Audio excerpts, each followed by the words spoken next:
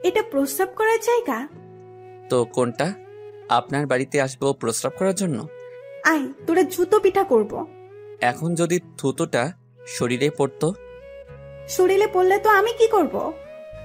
আপনি কি করবেন মানে? বেয়াদব মেয়ে। কি?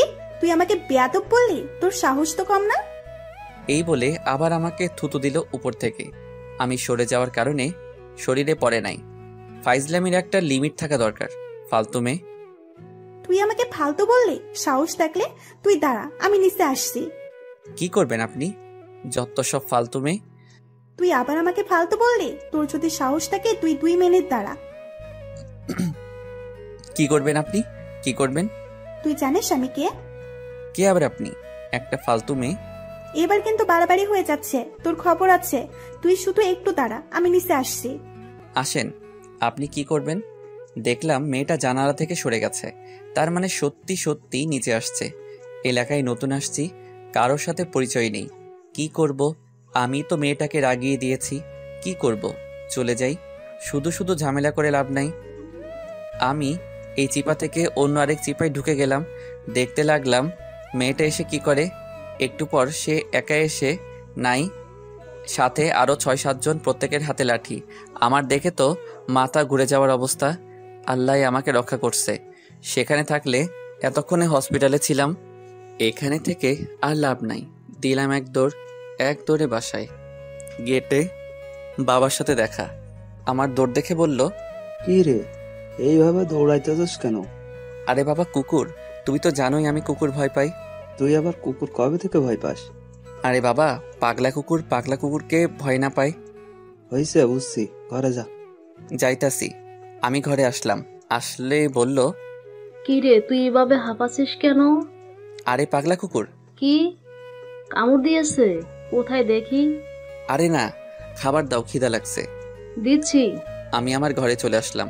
আমি মুরাদ, এবার 24-এ পড়ছি, অনার্স 3rd ইয়ারে। এবার আমাদের বাড়ি নরসিংদী। ঢাকায় ছোটবেলা থেকেই ভাড়া থাকি। এই এলাকায় নতুন উঠেছি। মা ডাক দিল, গেলাম খেতে। খাওয়া দাওয়া করে রুমে এসে দিলাম এক ঘুমে বিকালে মা বলল, যা তো মুরাদ, বাজার থেকে দুধ নিয়ে আস। আমি পারবো না, আপুকে পাঠাও। কি? তুই ছেলে হয়ে তোর আপুকে বলছস বাজারে যাইতে? তাড়াতাড়ি যা, নয়তো তোর বাবাকে বলে দিব। ওকে, যাচ্ছি। সে কি করে শুধু বাসায় শুয়ে শুয়ে ঘুমায়? তুই কি ভুলে গেছস তোর বোন যে চাকরি করে? কিসের চাকরি করে? যা, চুপচাপ বাজারে যা। আমি বাজারে চলে আসলাম, দুধ কিনলাম। আস্তে আস্তে রাত হয়ে গেল। পরদিন সকালে বড় বোন তাসফিয়া এসে ডাক দিল আর বলল, ভাই, একটু দোকানে যাবি? কেন? আমার না দোকানে রুটি খেতে খুব মন চাচ্ছে। তো আমি কি করব?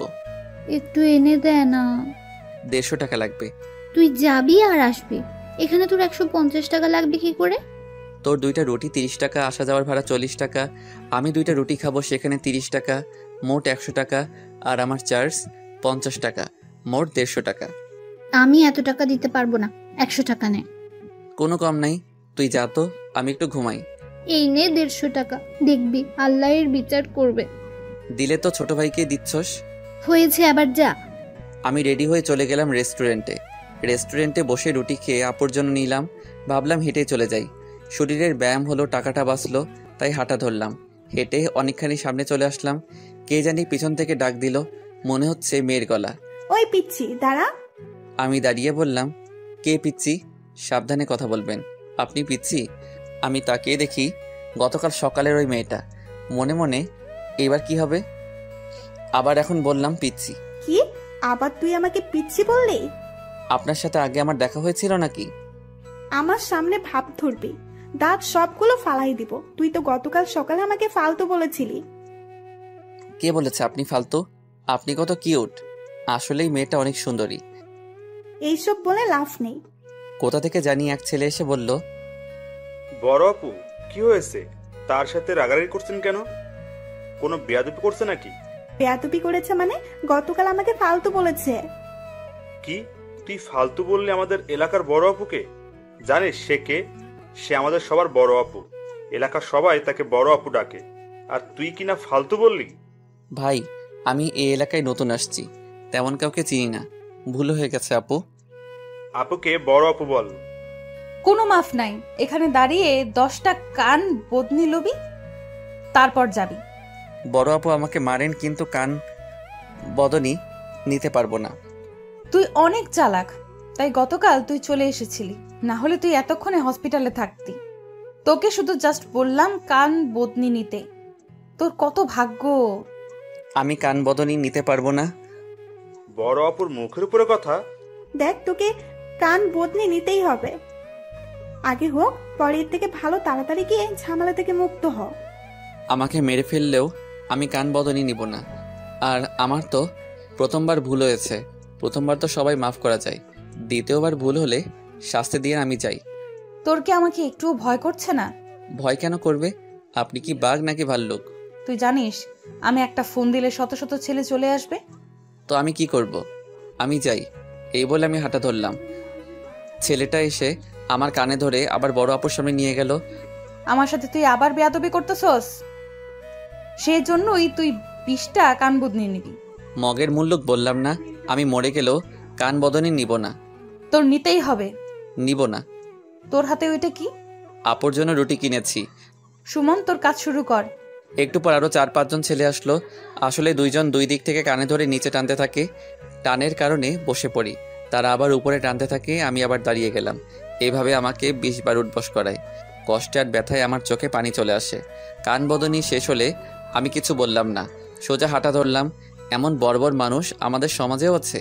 বড় আপু, তোমাকে আমি দেখে নিব। আমার শরীরে শীতের কাপড় ছিল, তাই কান ডেকে বাসায় প্রবেশ করলাম। আপুকে নিয়ে তার রুটি দিলাম। মনে মনে বললাম, তোর দোয়া কবুল হয়েছে, আমি আমার শাস্তি পেয়ে গেছি। রুমে এসে শুয়ে রইলাম। সারাটা দিন ঘরেই কাটিয়ে দিলাম। বিকেলে বাসার ছাদে গেলাম, গিয়ে দেখি 3 জন মেয়ে বসে আড্ডা দিচ্ছে। সবগুলো মনে হয় 20-এর নিচে, আর নিচে 2-3 জন ছেলে দাঁড়িয়ে আছে। আমাকে দেখে ছেলেগুলো চলে যায়, আর মেয়েগুলো আমার দিকে বাঁকা চোখে তাকায়। তারাও চলে যায়। আমি ছাদের এক কোণে দাঁড়িয়ে আছি। একটু পর আরও 2টা মেয়ে আসলো। আমি দেখেই চিনতে পারলাম তাদের মধ্যে একজন বড় আপু। দেখেই মেজাজ বিগড়ে যায়। বড় আপু আমাকে দেখে বলল, তুই এখানে? তোর কি লজ্জা শরম কিছুই নাই? আমি কিছু বললাম না, কারণ এখন আমার মুখ থেকে সোজা কথা বের হবে না। উল্টাপাল্টা বললে আবার ঝামেলা। তার সাথে যে মেয়েটা আসছে সে বলল, তোর সাথে কিছু হয়েছে, আর ওরা আমাদের বাসায় নতুন উঠেছে। অনেক ভালো ফ্যামিলি, সবার সাথে ভদ্রভাবে কথা বলে। আর ওর বড় বোনের সাথে তো আমার ফ্রেন্ডশিপ হয়ে গেছে। ভালো না ছাই, পুরো একটা ফালতু। কি, তুই তাকে মারছস? ছেলেটা অনেক ভালো। আমি হেঁটে তাদের কাছে গেলাম। গিয়ে মেয়েটাকে বললাম, আপু, আমাকে সাপোর্ট করার জন্য থ্যাঙ্কস। আসলেই আপনার বান্ধবী অনেক ভালো। এমন মেয়ে আমি আর দেখিনি। বড় আপু, আপনি সবসময় সুস্থ থাকেন, ভালো থাকেন। আপনার মতো মেয়েই দেশে প্রয়োজন। হইছে, আর বলতে হবে না, তুই যা। আপনার সাথে একটু কথা ছিল। মেয়েটাকে দেখিয়ে বললাম, কি কথা? আপু, আপনার নামটা কি? জোসনা আক্তার। অনেক সুন্দর নাম। আপনি যেমন, আপনার নামটাও সেরকম। আসলেও আপনি, আপু, অনেক সুন্দরী। আসলে একটু সুন্দরী না, বড় আপুর থেকে অর্ধেকও না। বড় আপুর যাতে ভিতরে ভিতরে জলে হয়, সেজন্যই বলতেছি। থ্যাঙ্কস, এই প্রথম আমার নামের কেউ প্রশংসা করলো। আপু, আমি চাই আজকের এই মুহূর্তটি স্মরণীয় হয়ে থাক, সেজন্য আপনার আমার ছোট্ট একটা সেলফি। আমি আর চোখে তাকিয়ে দেখি বড় আপুর মুখ লাল হয়ে রয়েছে। আমি মোবাইল বের করে জ্যোৎস্নার সাথে সেলফি নিলাম, নিয়ে চলে আসলাম এখানে। এটা বড় আপুর জন্য এটা খুবই লজ্জাকর বিষয়, কারণ বড় আপুর সামনে তার থেকে অসুন্দরী মেয়েকে প্রশংসা করলাম। সেলফি তোলার সময় বড় আপুকে বাদ দিলাম। কি লজ্জাকর একটা বিষয়। বড় আপু কিছু হলেও বুঝবে। দেখলাম আমার আপু আসলো, আমার কাছে এসে বলল, তুই বিকালবেলা ছাদে কি করিস? যা নিচে যা। সাদেকে আসতে পারবো না? দেখতেছোস না এখানে মেয়েরা বিকালে ছাদে আসে? যা নিচে যা। যাচ্ছি যাচ্ছি। আমি চলে আসলাম। আমার আর বড় বোনের বয়স 2 বছরের ডিফারেন্ট। ভাবলাম এলাকায় আসলাম, একটা নাই বন্ধু জোগাড় করতে হবে। আগামীকাল ভার্সিটি আছে। প্রতিদিনের মতো রাতরা কেটে গেল। কিভাবে যে রাত কাটে সিঙ্গেলরা ভালো করেই জানে। আজকে ভার্সিটি গেলাম। ভার্সিটি শেষ হতে বিকাল হয়ে গেল। হেঁটে হেঁটে আসছি, এলাকায় ঢুকে গেলাম। সন্ধ্যা ছুঁই ছুঁই একটা মেয়ের উপর আমার চোখ আটকে গেল। দেখি বড় আপুর সাথে 2টা মেয়ে, একটা ছেলে, তারা বসে বসে সিগারেট খাচ্ছে। আমি ভাবলাম এই মেয়েটা কেন যে আমার সামনে পড়ে। ভাবলাম আসলে মেয়েটার অনেক পাওয়ার এলাকায়। জীবনের প্রথম দেখলাম কোনো মেয়ে এলাকার লিডার। না, এই মেয়ের ব্যাকগ্রাউন্ড সম্পর্কে জানতে হবে। কিভাবে সে এই অবস্থায় আসলো। মেয়েটিকে দেখে আফসোস হচ্ছে। মেয়েটার শেষ পরিণতি অনেক খারাপ হতে যাচ্ছে। যাই হোক, আমি মেয়েটাকে পাশ কাটিয়ে চলে যাচ্ছি। আমাকে চিনে ফেললো, ডাক দিল। ওই ছেলে, এদিকে আয়। আমি কাছে গেলাম। জি বলেন। তোর নাম কি? মুরাদ। সিগারেট খাস? আমি চিন্তায় পড়ে গেলাম। আমি স্মোক করি মাঝে মাঝে। বড় আপুর হাতে বেনসন সিগারেট, যেটা আমার প্রিয় সিগারেট। লোভ সামলাতে পারছি না। না, এখানে কোনোভাবেই খাওয়া যাবে না। যদি আব্বার কানে যাই আমি স্মোক করছি, আবার এলাকার গুন্ডিমের সাথে, তাহলে আর রক্ষা নাই। তার চেয়ে ভালো না করে দেই। না করি না। নে, আজকে কর। না। আরে বেটা নে, আপু তার নিজের মুখে সিগারেট দিতে চাচ্ছে, নে। এমন সৌভাগ্য কয়জনের হয়? না, আমি যাই। আমি চলে আসলাম। সিগারেটের গন্ধে আমার মাথা ঘোরাচ্ছে। তাড়াতাড়ি এক দোকানে গিয়ে বেনসন সিগারেট ধরিয়ে খাইলে মাথাটা ঠান্ডা হলো। আমি বাসায় খেলাম। বাসায় গিয়ে খাওয়া দাওয়া করে দিলাম এক ঘুম। পরদিন ভার্সিটিতে গেলাম। আসার সময় এক ছেলেকে ধরলাম। ছেলেটাকে আগে বড় আপুর সাথে দেখেছি। আমি বললাম, কেমন আছো ভাই? ভালো। কিছু বলবেন? না, তেমন কিছু না। তোমার নাম কি? আমি সাজিদ।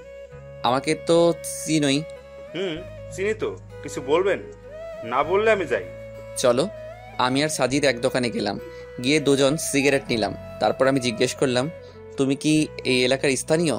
বড় আপু তোমার কি হয়? কিছু না, এলাকার বড় বোন সম্মান করি। তার ফ্যামিলি সম্পর্কে একটু বলবা? সাজিদ কিছু বলছে না, মনে হয় ভাবছে। একটু পর বলল, তার বাবা এই জেলার প্রশাসক। তার মা তেমন কিছু করে না। বাবার অনেক পাওয়ার। ছোটবেলা থেকেই আমাদের সবার প্রিয় ছিল বড় আপু। তাই বড় হয়েও আমরা সবাই সম্মান করি। ভালো। বড় আপুর বিয়ে হয়েছে?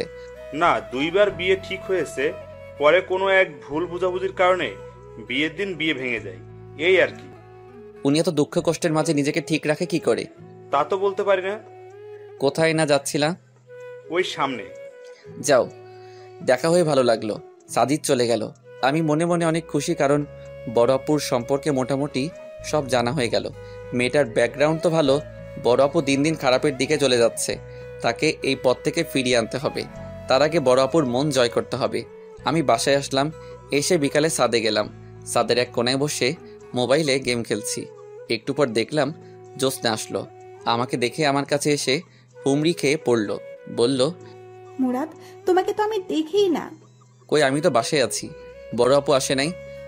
না, আমি তো আছি। মনে মনে, ধুর, তোর সাথে কে কথা বলে? ওকে আম্মু ফোন করছে, আমাকে এখন যেতে হবে। আর একটু থাকো। আম্মুর সাথে দেখা করে আসি। আমি চলে আসলাম। মনে মনে বোরিং একটা মেয়ে। গতকাল তো কথা বলছিলাম বড় আপুকে রাগানোর জন্য। ভাবলাম একটা প্রেম করাই দরকার। সারাটা জীবন সিঙ্গেলই থেকে গেলাম, কিন্তু সিনিয়র মেয়ের সাথে করলে অন্তত জ্যোৎস্নার সাথে না। আমার একটু ভালো লাগে না, কেমন যেন। আমি বাসায় এসে রাত্রে পড়ালেখা করে কাটিয়ে দিলাম। পরদিন সকালে গেলাম, ছাদে হাঁটাহাঁটি করলাম। গিয়ে দেখি একটা মেয়ে ছাদের কোণে বসে আছে। আমি ভাবলাম সকাল সকাল ছাদে কি করে। নিজে তাকিয়ে দেখি একটা ছেলে।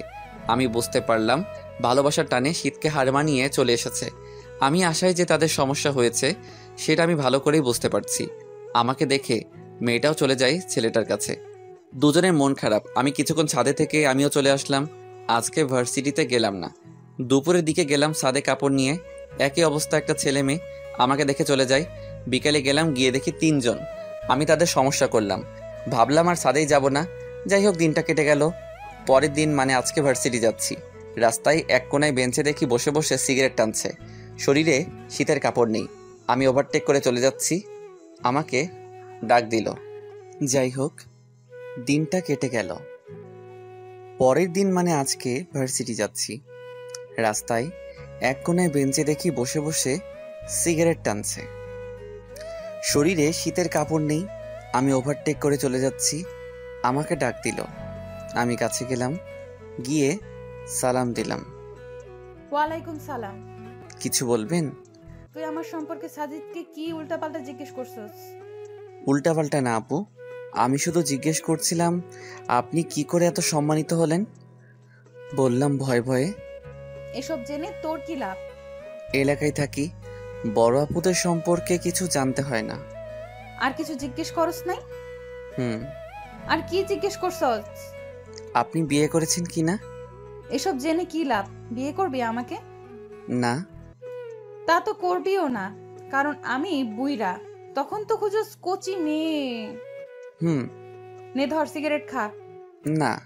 ভাব ধরস সাজিদের সাথে খাস নাই? হুম। এখন খা আমারটা। এখন পারবো না। কেন? কারণ আপনি এত বড় একজন মানুষ, সামনে দাঁড়িয়ে সিগারেট খাবো, আমি পারবো না। এই কথাটা আমার ভালো লাগলো। আমি যাই। কই যাবি? ভার্সিটিতে। কিসে পড়স? 3rd ইয়ারে। তুই কি আমার সাথে রাগ করে আসোস? কেন? কারণ আপনি ওই দিন আমি মাপ চাওয়ার পরেও মারছিলেন। ওকে, সেজন্য এখন আমাকে তোর কাছে মাফ চাইতে হবে নাকি? ওকে, জাস্ট সরি। যান, মাফ করে দিলাম। তোর মুখে হাসি দেখে বুঝতে পারলাম আমি বড় আপু হয়ে সার্থক। জ্যোৎস্নার সাথে কেমন চলছে? আমি এখন চিন্তায় পড়ে গেলাম, কি বলবো। ও তো আমার বড় আপু, বড় আপুর সাথে কি আবার? যা, তোর না ভার্সিটি আছে? আমি চাই। এই বলে চলে আসলাম। ভার্সিটি শেষ করে বাড়ি ফিরছি, 3 জন ছেলে এসে আমাকে ঘিরে ধরলো। আমার শার্টের কলার ধরে বলল, তোর জন্য শান্তি মতো প্রেম করতে পারি না, আজ তোর খবর আছে। দেখো, আমি তোমাদের বড়, আমার সাথে তোমরা বেয়াদবি করতে পারো না। ভাই, আমরা যে সময় যাই তুই তখন কেন হাজির হইস? ভাই, আমি তোমাদের সমস্যা বুঝতে পারছি, আমি আর সাদে যাব না। এখন কলারটা ছাড়ো। ছাড়বি না? আজকে তার এমন অবস্থা করব যেগুলো দেখে আমাদের জিএপও ভাবতে পারবে তাদের সত্যি অনেক ভালোবাসি। আমার কি মনে হয় জানিস, সে একটু পর পর সাদে যাই, মনে হয় আমাদের গার্লফ্রেন্ডের মধ্যে থেকে কাউকে পটাতে চাই। চোখ তুলে নিব কাউর দিকে তাকালে। দেখো, আমি এলাকায় নতুন আসছি, নতুন কিছু বুঝি না, ভুল টুল হয়ে থাকলে ক্ষমা করে দাও। এখন কলার ছাড়ো। যা, ক্ষমা করে দিলাম।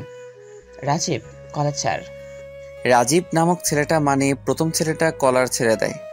ছেড়ে দেওয়ার সাথে একটা ঠাল্লা, কয়েকটা কিল আর লাথি মেরে দৌড়ে পালিয়ে যায়। আমার মনটা খারাপ হয়ে যায়। এলাকায় নতুন আসছি বলে আর কত বিপদের সম্মুখীন হতে হবে কে জানে। তো বন্ধুরা, এতক্ষণ ধরে গল্পটি শুনেছ। গল্পটি তোমাদের কাছে কেমন লাগছে? যদি গল্পটি ভালো লেগে থাকে এবং এ ধরনের গল্প আরও শুনতে পছন্দ করো, তাহলে এক্ষুনি নিচে থাকা সাবস্ক্রাইব বাটনটি টিপে আমাদের পরিবারের একজন সদস্য হয়ে যাও এবং গল্পটি কন্টিনিউ করো। আর হ্যাঁ, একটি সুন্দর কমেন্ট করতে কিন্তু ভুলবে না। শরীরটা ব্যথা করছে, আস্তে আস্তে হাঁটছি। হেঁটে বাড়ির অনেকখানি কাছে চলে আসলাম। রাস্তার পাশে এক বেঞ্চে দেখি বসে আছে বড় আপু। বড় আপুর সকালবেলার আচরণ আমার অনেক ভালো লেগেছে। বড় আপুর কাছে বিচার দিব এই ভাবার সাথে সাথে বড় আপুর ডাক আসলো। দূর, আজ পর্যন্ত বড় আপুর নামটাই জানা হলো না। আমি কাছে গেলাম। বড় আপু বলল, কি রে, তুই ভার্সিটিতে গেলি হাসি খুশি, আর এখন এভাবে মনমরা কেন? কি আর বলবো আপু, এলাকায় আসছি নতুন বলে আর কত ঝামেলার সম্মুখীন হতে হবে কে জানে। কেন, কি হয়েছে আমাকে বল। থাক, আপনাকে বলে লাভ নেই, আপনি তো অনেক বড়, আপনি আমার পিছে টাইম নষ্ট করবেন না, আমি যাই। এই বলে আমি হাঁটা শুরু করলাম। মুরাদ, দাঁড়া দাঁড়া বলছি, মায়ের না খাওয়ার আগে দাঁড়া। আমি আবার ফিরে এসে বললাম, কি হয়েছে আমাকে সুন্দর করে খুলে বল। আমি বড় আপুকে সব খুলে বললাম। শেষমেশ বললাম, একটা ছেলের নাম রাজীব। রাজীব ছেলের নাম শুনে বড় আপু চিনতে পারে কে। আর এদিকে বড় আপুর মুখটা রাগে লাল হয়ে যায়। সুন্দরী সাদা মুখটা লাল দেখাচ্ছে আর অপরূপ লাগছে। বলল, রাজীবরা তোরে মারছে, কত বড় সাহস, আজকে তাদের খবর আছে। এই বলে মোবাইলটা বের করে কাকে জানি কল দিল। কয়েক মিনিটের মধ্যে 30 জনের মতো ছেলে মেয়ে হাজির হয়ে গেল। একজনকে বলল রাজীবকে কল দিতে। একটু পর রাজীব আসলো ও তার সাথে বাকি 2 জন। আমাকে দেখেই হয়তো তারা কাহিনী বুঝতে পারে। বড় আপু তাদের কি দোষ সবার কাছে বলল। তাদের জিজ্ঞেস করে প্রথমে অস্বীকার করে। আপু রাগী গলায় কথা বললে সব স্বীকার করে নেয় আর তাদেরকে কয়েকটা চড় দেয় আর আমার সাথে মিলিয়ে দেয় আর বলে জোরে জোরে, এ হলো মুরাদ, এই এলাকায় নতুন এসেছে, কেউ তার সাথে খারাপ ব্যবহার করবি না, সে আজকে থেকে আমাদেরই একজন। আস্তে আস্তে সবাই চলে যায়। আমিও বাসায় চলে আসি। এসে দেখি মানুষ ভরা, সবাই অপরিচিত। দেখি বাবা সোফায় বসে কথা বলছে। আমি মাকে খুঁজে বের করে জিজ্ঞেস করলাম, কি হয়েছে, এত মানুষ কেন? ও, তোরে তো বলাই হয়নি, তোকে সেই কখন থেকে ফোন দিচ্ছি, তোর আপুকে দেখতে আসছে। যা, তাড়াতাড়ি ফ্রেশ হয়ে আয়, তাদের সাথে কথা বল। আগে বলবা না? আমি রুমে এসে ফ্রেশ হয়ে তাদের সাথে মিট করলাম। আপুকে দেখে তাদের পছন্দ হয়, তারা বিয়ের তারিখ ঠিক করে চলে যায়। পরের দিন আর কলেজে গেলাম না। আজকে সারাদিন মোবাইল টিপে আর ঘুমিয়ে কেটে বিকেলের দিকে ছাদে গেলাম। ছাদে গিয়ে দেখি জ্যোৎস্না আর বড় আপু কথা বলছে। আমি এক কোণে দাঁড়িয়ে মোবাইল টিপছি। বড় আপু আমাকে ডাক দিল। আমি কাছে গেলাম, বলল, সাথে কি করস? কিছু না। কিছু না মানে? দেখি তো আশেপাশে কেউ আছে নাকি। পাইছি, এই মেয়ের জন্য তুই ছাদে আসছস? না, পাশের বাড়ির ছাদে এক মেয়ে কাপড় নিচ্ছে, তাকে দেখে আমার উপর দোষ চাপিয়ে দিল। মেয়েটাকে লক্ষ্য করে বলল, এই মেয়ে, তোমার নাম কি? সাদিয়া। ছাদে কি করো? কাপড় নেই। আর কিছু না তো?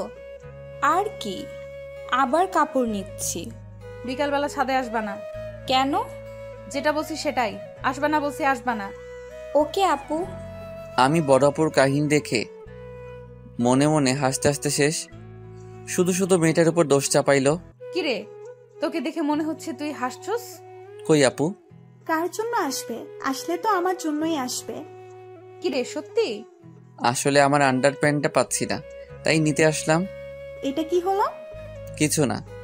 আমার কথা শুনে বড় আপু মন খুলে হাসতে লাগলো। আমি তার হাসি মাখা মুখের দিকে তাকিয়ে রইলাম। আমি ভাবতে লাগলাম, এমন সুন্দরী একটা মেয়ে কিভাবে এতদিন পার করলো। বড় আপুর বয়স হবে 27।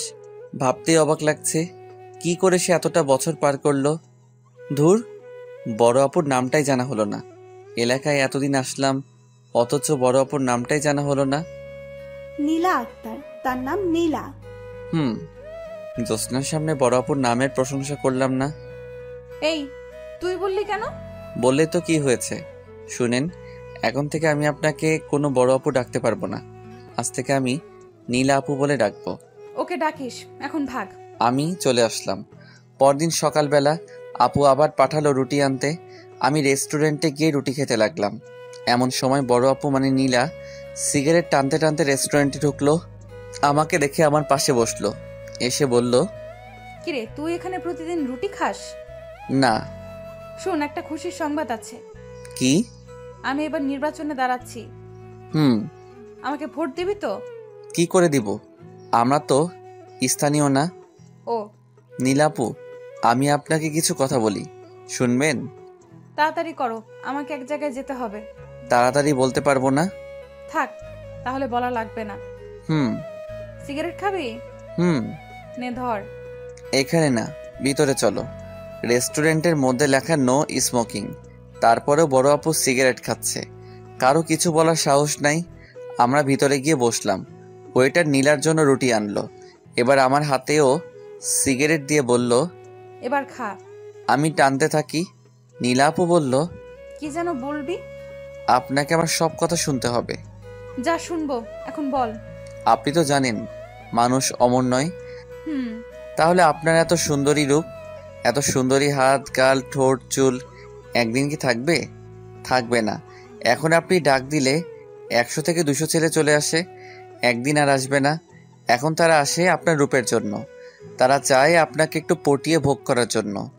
যখন আপনার বয়স বেড়ে যাবে, এত সুন্দরী রূপ থাকবে না।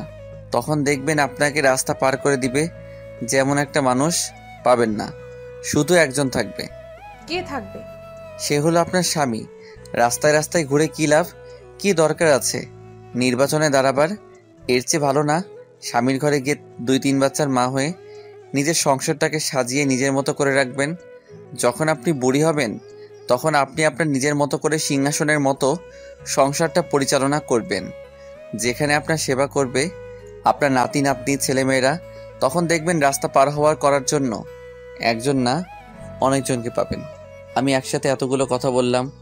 আমি বলা শেষ হলে নীলা কিছু বলছে না, ভাবছে। অনেকক্ষণ পার হয়ে গেল, কিছু বলছে না। একটু পর বলল, কিন্তু আমার তো বিয়েই হচ্ছে না। হবে। আপনি একটু শালীন পোশাক পরেন, প্যান্ট শার্ট না পরে। তারপর যখন আপনি রাস্তা দিয়ে হাঁটবেন, আগে আপনার দিকে তাকিয়েছিল আপনাকে ভোগ করার নেশায়, আর এখন তাকাবে আপনাকে বউ করে ঘরে তোলার নেশায়। বাহ, তুই তো ভালো একটা যুক্তি দিয়েছিস আমাকে বোঝানোর জন্য। তোকে অনেক ধন্যবাদ। এবার ভাগ ভাগ এবার। এই, তার কাছ থেকে বিল লাগবি না। আরে যাবই তো, এভাবে বলার কি আছে? আর একটু থাক না। হুম। তোর সাথে না আমার কথা বলতে ভালো লাগে। আমারও। এখন কোথায় যাবি? বাসায় আপুর জন্য রুটি নিয়ে যাব। ভালো। আমি যাই, আমার আবার কলেজে যেতে হবে। যা। আমি চলে আসলাম। নীলা বুঝতে পারছে মুরাদের প্রত্যেকটা কথা ঠিক। এখন কি করবে? আমাকে এখন কে বিয়ে করবে? আমি কি করে সবাইকে ছেড়ে ঘরে বসে থাকবো? আর কেই বা আমাকে বিয়ের প্রস্তাব দিবে? 27টা বছর ধরে আমি অভুক্ত। কে এই কামনার আগুন নিভাবে? মুরাদ ছেলেটা ভালোই, এক কাজ করা যায়, কোনো মতে মুরাদের মাকে পটিয়ে তার কাছে বিয়ে বসতে পারলেই হলো। নীলা মার্কেট থেকে কিছু ড্রেস কিনলো, বাসায় গেল। বাসায় গেলে মা বলল, তোকে খুশি খুশি লাগছে কেন? আজ থেকে তোমাদের কথা মতো চলবো। সত্যি? হুম। তার আগে তোর প্যান্ট শার্ট পাল্টা এটা। আমিও দেখতে পারি না, তোর বাবাও না। এই দেখো ড্রেস কিনে এনেছি পরবো বলে। দেখি তো কি সুন্দর ড্রেস। আমি এগুলো অনেক দিন ধরে পরি না, তুমি একটু দেখিয়ে দিয়ে যাও। আসছি, তুই যা। নীলা চলে আসলো। নীলার মা আসলে নীলাকে সুন্দর করে জামা পরিয়ে দেয়। নীলাও স্মোকিং কমিয়ে দেয়, আস্তে আস্তে বন্ধ করে দেয়। এভাবে 2 সপ্তাহ ঘরের ভিতর কাটিয়ে দেয়। কত মানুষ যে নীলাকে কল দিল। একদিন তার এক বান্ধবী রাত্রেবেলা কল দিয়ে বলল তাড়াতাড়ি তার বাড়িতে যাইতে। নীলা তার কাছে বলে বের হয়ে গেল। বান্ধবীর বাড়িতে গিয়ে দেখে তার জন্য কেক রেডি। নীলা মনে করে দেখলো আজকে তার জন্মদিন। হারামি বান্ধবীগুলো নীলার জন্য এত কষ্ট করলো। নীলাকে দেখে সবাই অবাক। সবাই বুঝতে পারছে নীলা অনেক চেঞ্জ হয়ে গেছে। বান্ধবীর সাথে নীলা জমিয়ে আড্ডা দিয়ে অনেক রাত হয়ে যায়। সবাই আস্তে আস্তে বাড়ি চলে যায়।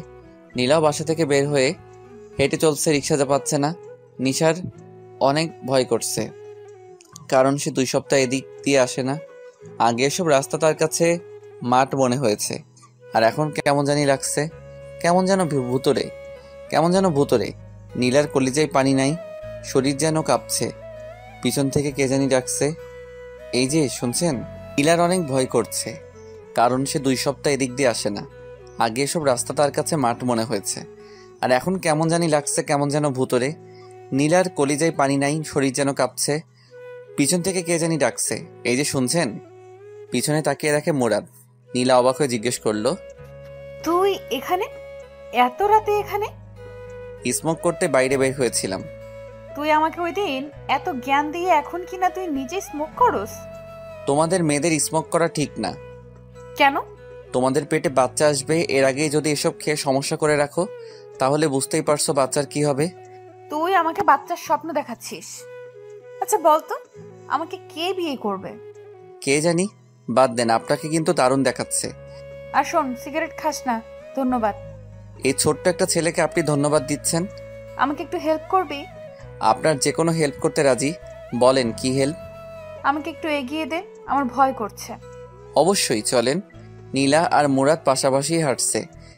একটু হাঁটার পর নীলাকে মুরাদ বলল, আপু একটা কথা বলি, রাগ করবেন না তো? বল। মারবেন না তো? না, বল। আমার না বড় আপুদের অনেক ভালো লাগে। নীলা মনে মনে এটাই চাই, কোনো মতে মুরাদের কাছে বিয়ে বসতে পারলেই হলো। ভালো, তাহলে জ্যোৎস্নাকে বিয়ে করে ফেল। দূর, তাকে ভালো লাগে না? না। আচ্ছা একটা প্রশ্ন আমার মনের ভিতর খুব জ্বালাচ্ছিল। কি? আপনি এতদিন কোথায় ছিলেন?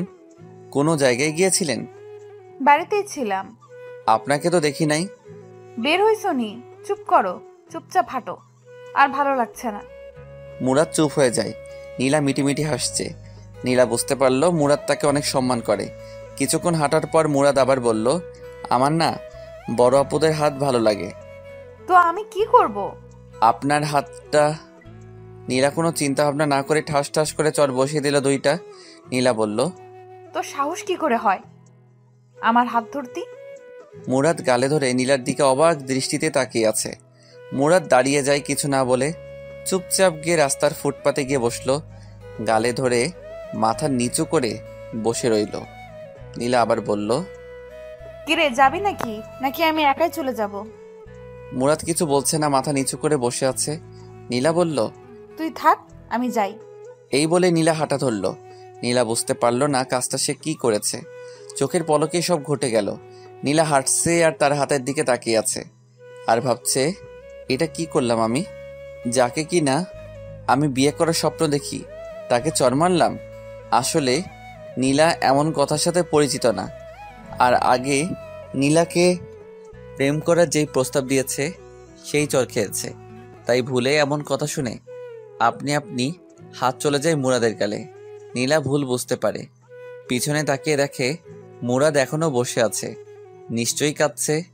নীলা আবার হাঁটা ধরল মুরাদের দিকে। আমি নীলাকে এই অবস্থায় পেয়ে অবাক হয়ে যাই।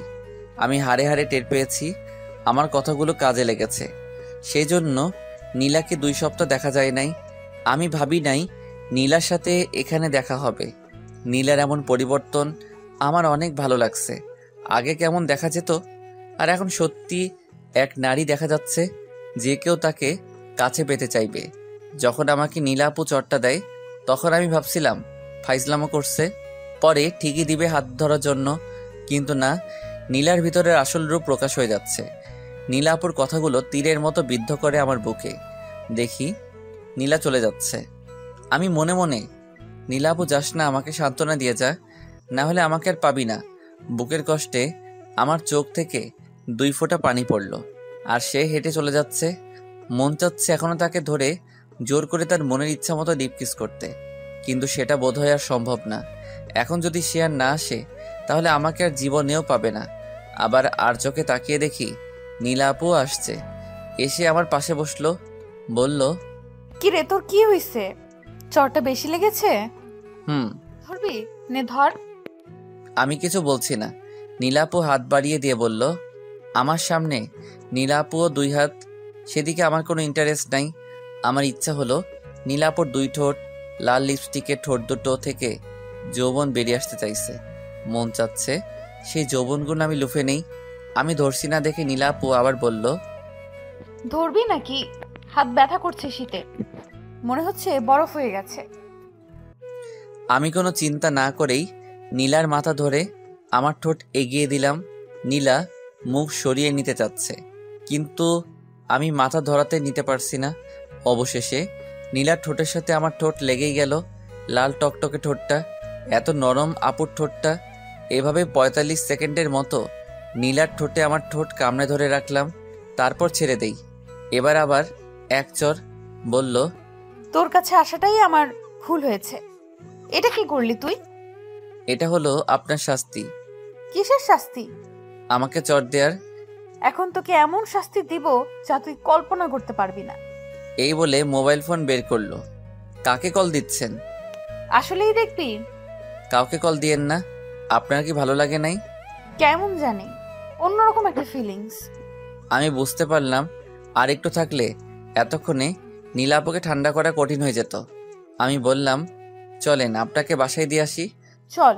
শুন, আজ থেকে আমাকে তুমি করে বলবি। ওকে আপু। কিছুক্ষণ হাঁটার পর হঠাৎ কুকুরের চিৎকারে আপু আপু ভয় পেয়ে একেবারে আমার পাশাপাশি হাঁটছে। আরেক চিৎকার দেয়াতে আপু ভয় পেয়ে আমার হাত ধরে আমার শরীরের সাথে ঘেঁষে ঘেঁষে হাঁটছে। আমার হাত ধরাতে আমি উত্তেজিত হয়ে চলেছি। কি করব? আর একটু ঘেঁষলেই লজ্জায় পড়ে যাব। আস্তে আস্তে হেঁটে আপুর বাড়ির সামনে আসলাম। আমি বললাম, যাই।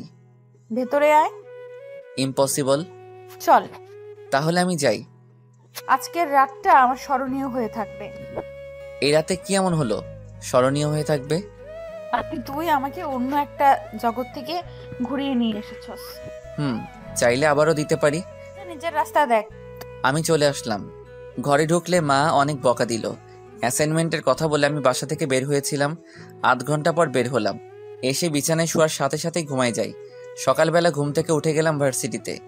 আসার সময় নীলার বাসার সামনে দিয়ে আসছি। মুরাদ বলে উপর থেকে ডাক দিল। উপরে তাকিয়ে দেখি নীলা। আমি দেখে বললাম, কি হয়েছে, কিছু বলবেন? দাঁড়া, আমি আসছি। ওকে। একটু পর নীলা আসলো। সেজে গুজে বলল, চল। কোথায়? ঘুরতে। মাপ চাই, গতকাল রাতে দেরি করে যাওয়ার জন্য আম্মু যেই বকা দিচ্ছে, 1 সপ্তাহ না খেলেও চলবে। আজকে দেরি করে গেলে বাড়ি থেকে বের করে দিবে। বের করে দিলে আমার এখানে চলে আসিস। দূর, আমি দূরে কোথাও যেতে পারবো না। ওকে, তো সময় আছে কতটুকু? আমি ঘড়ির দিকে তাকিয়ে বললাম, 1 ঘন্টা। 1 ঘন্টা অনেক সময়, চল। এই রিক্সা। একটা রিক্সা দিয়ে কি হবে? 2টা রিক্সা নেন।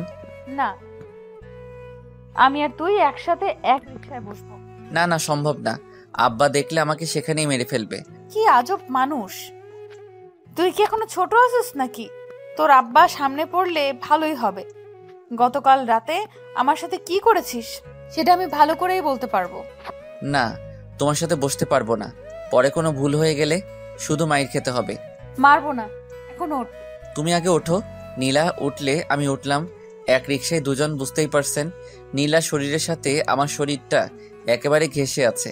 যাক, আমার ভালোই লাগছে। নীলা আমার হাতে হাত রাখলো, বলল, গতকাল রাতের কথা মনে আছে তো? আছে। আমাকে তোর কেমন লাগে? কেমন যেন, তোমাকে অনেক ভয় করে। ভয় করার কি আছে? কি জানি। নীলা এক রেস্টুরেন্টে নিয়ে খাওয়ালো, পরে আমাকে রিকশায় করে দিল, যেন আমি কোনো বাচ্চা ছেলে। বাসায় এসে অনেক রাত পর্যন্ত পড়ালেখা করি, কারণ সামনে পরীক্ষা, তারপর ঘুমিয়ে যাই। কতক্ষণ ঘুমালাম জানি না, কে জানি কান ধরে টানছে। আমি চোখ খুলে যা দেখলাম তা বিশ্বাস করার মতো না। দেখি বড় আপু মানে নীলা আমার কান ধরে টানছে। আমি আপুকে দেখেই আবার কম্বলের নিচে চলে গেলাম। আমি বললাম, তুমি এখানে সকাল সকাল? মা দেখে ফেলবে। নীলা হাসতে লাগলো আর বলল, আরে পাগল, আমি তোর মার অনুমতি নিয়ে এখানে এসেছি। ও, এখন উঠে ওয়াশরুমে যা। তুমি এখান থেকে চলে গেলে আমি যাব। ওকে, যাচ্ছি। এই বলে চলে গেল। আমি উঠে এক দৌড়ে বাথরুমে চলে গেলাম। বাথরুম থেকে বের হয়ে দেখি আমার রুমটা সুন্দর করে গোছানো। আমি বুঝতে পারলাম এটা একমাত্র নীলার কাজ, কারণ আগামী 5 বছর ধরে আমি নিজেই আমার রুম গোছাই। আমি গেলাম নাস্তা খেতে। মা বলল, তুই আজকে ভার্সিটিতে যাস নাই কেন? আরে আজকে সব সহজ ক্লাস। তাহলে হাজিরা কে দেবে? আরে এক বন্ধু দিয়ে দিবে। এক ফাঁকে তাসফিয়া এসে বলল, মা অনেক ফাঁকিবাজি করে, আমি দেখছি হে একদিনও ক্লাস করে না। দেখ তাসফিয়া, মিথ্যা কথা বলবি না। মা, আপু মিথ্যা বলছে। খালি ফাঁকিবাজি। আজকে তোর বাবাকে বলবো। মা, তাহলে আপু দেখছে আমি ক্লাস করি না? তাহলে আপু চাকরিও করে না? কিরে তাপসিয়া? না মা, না মা, ওই আমি তার ভার্সিটির সামনে দিয়ে যাচ্ছি, তখন দেখছি আড্ডা দিচ্ছে। আগামীকাল থেকে ভার্সিটিতে যাবি, এখন খা। আমাদের এমন ঝগড়া দেখে নীলা মিটি হাসছে। মা আবার বলল, নীলা, মা তুমি খেয়েছো? হ্যাঁ আন্টি, আমি খেয়েছি। আমি অবাক হচ্ছি, নীলা এত তাড়াতাড়ি মাকে কিভাবে ম্যানেজ করলো। আমি খাওয়া দাওয়া করে রুমে শুয়ে শুয়ে মোবাইল টিপছি। নীলা আপু আসলো, চা নিয়ে বলল, প্রথমবার চা বানাইলাম, দেখ তো কেমন হয়েছে। আমি তার হাত থেকে নিয়ে খেলাম, বললাম, ভালো হয়েছে। থ্যাঙ্কস। ওয়েলকাম। আমি আবার মোবাইল টিপায় মনোযোগ দিলাম। বলল, চাটা খেয়ে দে। ও। আমি কিছুক্ষণের ভিতর চা খেয়ে দিয়ে দিলাম কাপ। চলে গেল। আবার 1 ঘন্টা পরে আমি উকি দিলাম তারা কি করে। দেখি নীলা মার মাথা আঁচড়িয়ে দিচ্ছে। মনে মনে এটা কি হলো, এত তাড়াতাড়ি মার কাছে চলে গেল নীলা। আমি কিছু বুঝতে পারলাম না। আমি রুমে এসে আবার শুয়ে রইলাম। কিছুক্ষণ পর নীলা আবার এসে বলল, শুন, আমি চলে যাচ্ছি। কেন? আজকে থেকে যাও। কিছুদিনের ভেতর একেবারে চলে আসবো। এত সোজা না। মাকে এনে রাজি করিয়েছ, বাবাকে রাজি করাইবা কি করে? আমার বাবা আছে না, এই জেলার ম্যাজিস্ট্রেট। বাবা মা বলবে তাই হবে। ওকে, পরে দেখা যাবে। শুনো, আগামী শুক্রবার আপুর বিয়ে, থাকবা কিন্তু? ওকে, থাকবো। এখন যাই, বাসা থেকে কল আসছে। এই বলে নীলা বাসা থেকে বের হয়ে গেল। প্রতিদিন সকালে এসে নীলা আমার ঘুম ভাঙায়। শান্তি মতো ঘুমাতে পারি না। এভাবে 1 সপ্তাহ চলে যায়।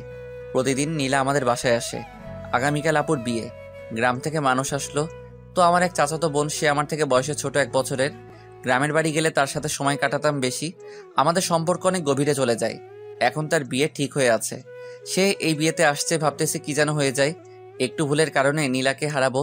গায়ে হলুদের দিন তারা সবাই আসে। নীলা আপুর সাথে সারাদিন থাকে। যার সাথে আমার সম্পর্ক হয়েছিল তার নাম তানহা। সে আসলেই আমার সাথে দেখা করে বলল, মুরাদ, তোমার কি হয়ে গেল? তুমি আমার কোনো খোঁজ খবর নাও না? আসলে সামনে পরীক্ষা তো, তাই এত অবসর থাকি না। তো কেমন আছো? ভালো, তুমি? এই তো আছি। আচ্ছা, তুমি কেমন যেন হয়ে গেছো। আগে আমার সাথে সব শেয়ার করতা। এখন তো করি। কই? এই যে বললাম আমি ভালো আছি। দূর, তুমি আগের মতোই আছো।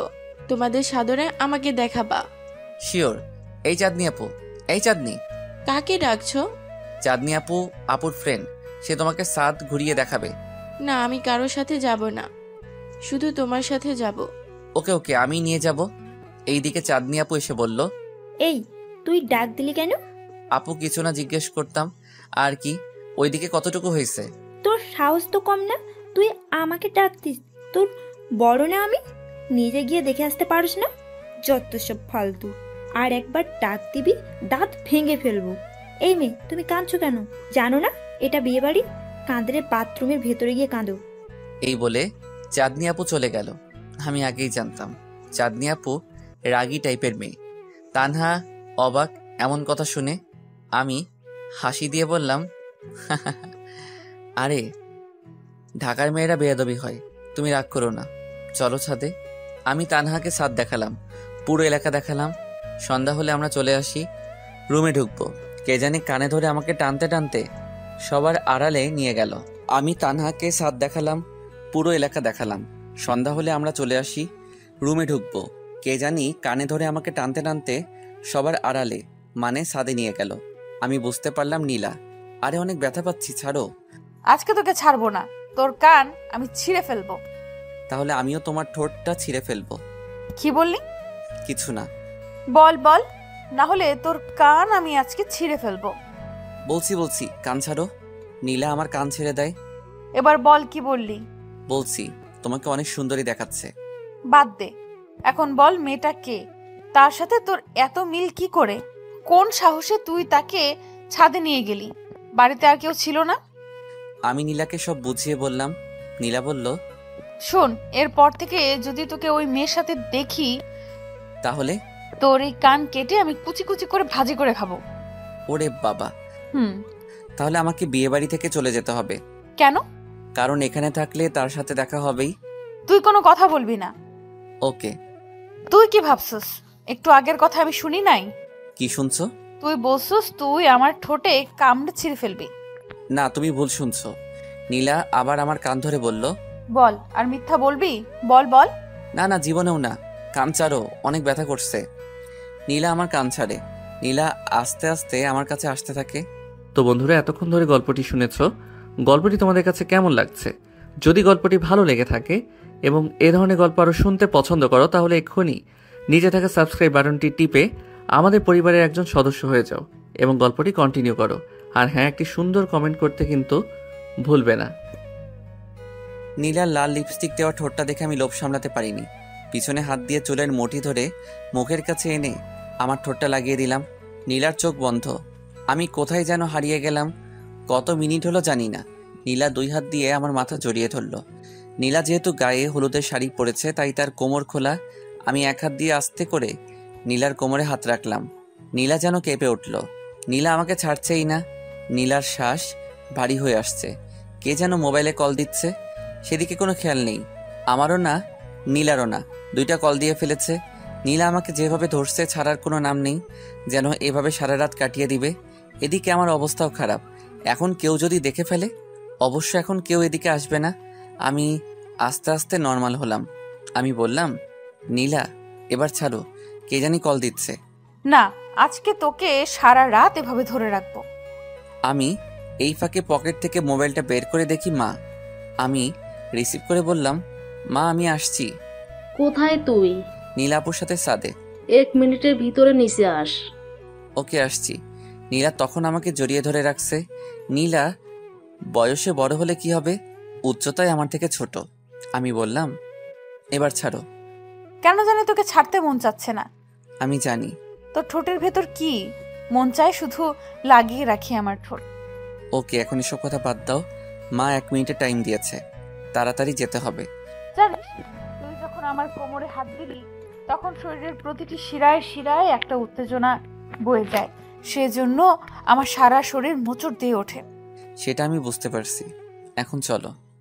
এই ধর টিস্যু, ঠোঁট মুছে নে। দুজনে হাত ধরে নিচে আসি। এসে দুজন ভাগ হয়ে যাই। আমি মার সাথে দেখা করি। মা কিছু কাজ দিল। কিছুক্ষণ পর নীলার সাথে দেখা। দেখলাম নীলা নতুন করে লিপস্টিক দিয়েছে আর আমার দিকে তাকিয়ে মুচকি হাসে। সেই হাসিটা কেন জানি সবকিছুর ঊর্ধ্বে। আমি সোফায় এসে বসলাম। ভাগিনার সাথে মজা করতে লাগলাম। আমার আব্বুরা 2 ভাই। তানহার বড় ভাই এসেছে বিয়েতে। সে আমার থেকে বড়, কিন্তু এখনো বিয়ে করে নাই। আমার কাছে এসে বলল, তার নাম রিয়ান। আমি রিয়ান ভাই বলে ডাকি। ছোট ভাই, কি অবস্থা? পড়ালেখা কেমন চলছে? এই তো ভাই, আলহামদুলিল্লাহ ভালো। পড়ালেখা মোটামুটি। মোটামুটি না, আরো ভালো হওয়া চাই। ওকে ভাই। রিয়ান ভাই আমার কানে কানে এসে বলল, বাড়ির মধ্যে দেখি ছেলেদের থেকে মেয়েদের সংখ্যা বেশি। ভাই অধিকাংশ আপুর বান্ধবী আর আমরা 1 মাস হয়েছে এই এলাকায় আসছি, তাই আপুর অনেক প্রতিবেশী বান্ধবী হয়ে যায়, এই আর কি। ও, তো কাউকে পছন্দ হয় না? ভাই এরা সবাই আমার থেকে বড়, তাদের কিছু বললে শুধু মাইর। আরে ভাই, পাও কেন? কবি বলেছেন, যেখানে দেখিবে ছাই উড়াইয়া দিবে, তাই পাইলেও পাইতে পারো অমূল্য রতন। দেখি কাউকে পাই কি না। কেউ আছে নাকি? না, আমি একটা জিনিস খেয়াল করলাম, রিয়ান ভাই এদিক ওদিক কাকে জানি খুঁজছে। একটু পর নীলা আমাদের সামনে দিয়ে হেঁটে যাচ্ছে। দেখলাম রিয়ান প্রায় লোভাতুর দৃষ্টিতে তার দিকে তাকিয়ে আছে। তাড়াতাড়ি পকেট থেকে একটা কাগজ বের করে আমাকে দিয়ে বলল, ছোট ভাই, এখন যে গায়ে হলুদের শাড়ি পরা একটা মেয়ে গেছে, তাকে দেখছো? দেখছি। কে এটা, চিনো? কি হয় তোমাদের? তেমন কেউ না, তার নাম নীলা। দাও তো কাগজটা। আমি কাগজ দিলাম, কি জানি ঠিক করলো, মনে হয় নাম লিখলো, আবার দিয়ে বলল, এই লেটারটা তাকে নিয়ে দিবা। কাকে? এই নীলাপুকে? অসম্ভব ভাই। কেন? উনি কি আপনাকে বলে নাই? উনি হলো এই এলাকার লিডার, মানে বস। তার কথায় এই এলাকা চলে। এমন কোনো ছেলে বিচার পাবেন না তার হাতের মাইর খাইছে না। আমিও একবার মাইর খাইছি। এখন যদি ওনাকে আমি এই লেটার দিতে চাই, আমার আবার মাইর খেতে হবে। ভাই আমি না অন্য কাউকে দিয়ে ট্রাই করেন। ছোট ভাই, বড় ভাইয়ের জন্য রিস্ক নিতেই হয়, প্লিজ একটু হেল্প করো ছোট ভাই। তারপরেও ভাই মাইর খাইলে? যা, তোকে 2টা ব্যঞ্জন খাওয়াবো। যেই মাইর দিব ভাই, 2টা কি 500 তো খেলে হবে না? আমি বলি কি ভাই, অন্য কাউকে দেখেন ভালো লাগে কি না? আর উনি তো আপনার থেকে বড়। ধুর বেটা, বড় দিয়া কে কি করেছে? বড়রাই তো বেশি রোমান্টিক হয়। আমি ভাবলাম ঠিক আমার মতো, কিন্তু এত মেয়ে থাকতে নীলাকে কেন ভালো লাগলো? আসলে নীলা অনেক সুন্দরী, হাঁটার স্টাইল ভালো, কথা বলে সম্পূর্ণ স্পষ্ট। সবচেয়ে বড় কথা হলো তার ভিতর এক অমৃত আছে, যেটা কিস করে হাড়ে হাড়ে টের পেয়েছি। আমি বললাম, ওকে ভাই দেখা যাক, 2টা বেনসন কিন্তু। No tension. আর ছোট ভাই, তুমি তো জানোই কারো লেটার দেখতে নাই। আমি আমার রুমে এসে বসে মোবাইল টিপতেছি, দেখি নীলা রুমে প্রবেশ করছে খাবার নিয়ে। খাবার দিয়ে বলল, শোন, রাত হয়ে যাচ্ছে, আমাকে বাসায় চলে যেতে হবে। আজকে থেকে যাও। তোর সাথে থাকতে দিবি তাহলে? অসম্ভব। শুনো, তুমি আর আধা ঘন্টা পর ওই জায়গায় দেখা করবে। রাত হয়ে যাচ্ছে। জরুরি বিষয়। ওকে। নীলা চলে যায়। আধা ঘন্টা পর আমি ছাদে যাই, গিয়ে দেখি নীলা এসে বসে রয়েছে। আমি যাওয়ার সাথে সাথে বলল, কি বলবি তাড়াতাড়ি বল। আমি পকেট থেকে চিঠিটা বের করে দিলাম। নীলা বলল, এটা কি আমাকে দিচ্ছিস কেন? আমার কাজিন দিয়েছে। কি আছে এটাতে? জানি না, খুলে দেখো। ওকে। নীলা পুরোটা পড়লো আর হাসতে লাগলো। আমি বললাম, হাসো কেন? তুই পড়ে দেখ কি লিখছে। না, তুমি পড়ো, তুমি পড়ো, পছন্দ হলে উত্তর দাও। আমি পড়তে পারবো না, অন্যের চিঠি।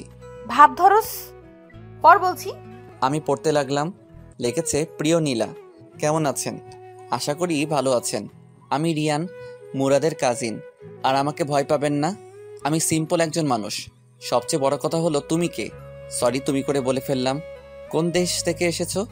আমার মনে হয় তুমি এই পৃথিবীর মানুষ না, তুমি এমন এক গ্রহের মানুষ যেখানে শুধু রূপের চর্চা হয়। সত্যি কথাগুলো বলেই ফেলি, আসলে তোমাকে দেখার পর থেকে আমার জানি কি হয়েছে। তোমাকে ভুলতে পারছি না। এমন একটা মানুষ এখনো কিভাবে একা বাস করে? তোমার হাসি থেকে যেন মুক্ত ঝরে। তুই সত্যি অপূর্ব। চিঠিটা পড়ার সময় ভাববে তুমি আমার স্মরণে আছো। আমি আমার কথা বলে দিলাম, আমি একজন সিম্পল মানুষ। আমি তোমাকে কখনো হতাশ করব না। আর কি বলবো, তোমার যদি আমার প্রতি বিন্দুমাত্র ইন্টারেস্ট থাকে তাহলে প্লিজ চিঠির উত্তরে হ্যাঁ বলে দাও। মরে গেলেও তোমাকে ছেড়ে যাব না, আই প্রমিস। ইতি, রিয়ান আহমেদ। আমি চিঠি পড়ে বললাম, ভালোই তো লেখলো, কি করবে এখন? আমি কি বলবো, তুই বল। দেখো, চিঠি তোমাকে দিয়েছে, আমাকে না। বলছে তো বিন্দুমাত্র ইন্টারেস্ট থাকলে হ্যাঁ করে দিতা।